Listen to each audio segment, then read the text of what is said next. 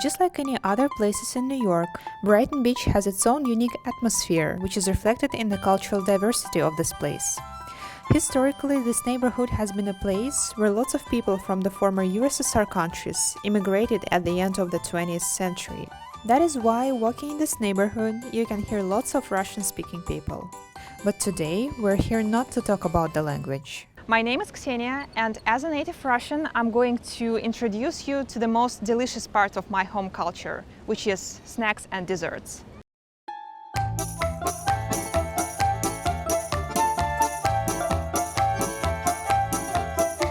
Our journey began in the shop which is called Taste of Russia.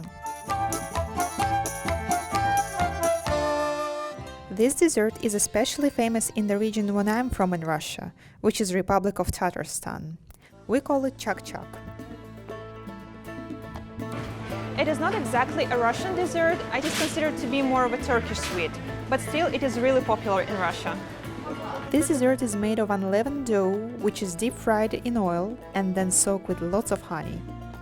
Incredibly delicious.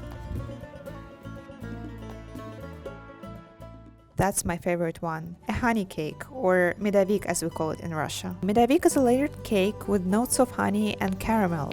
Each layer is separated by a thick cream cheese frosting. It has lots of layers, as you can see. It is so good. But if you want to cook it yourself, make sure you have lots of time and lots of patience. Another place that caught our attention was this store, Europe. It has everything, from pickled vegetables to a variety of salads and frozen food. But today our purpose is desserts. This is one of the most popular snacks in Russia. We call them sushki. They are small crunchy bread rings, typically made of water, egg, flour and salt. They're usually not really sweet and they have a very simple taste. Even bland, some Russians might say. But we really love these guys and oftentimes we have it with a cup of tea.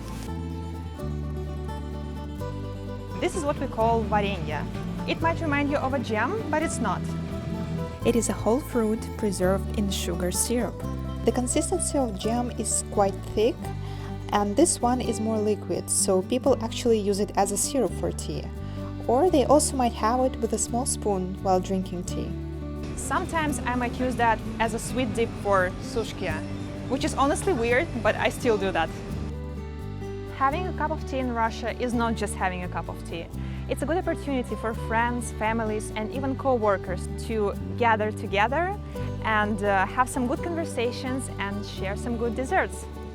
I'm really glad I could find this part of Russian culture in Brighton Beach and share it with my colleagues as well.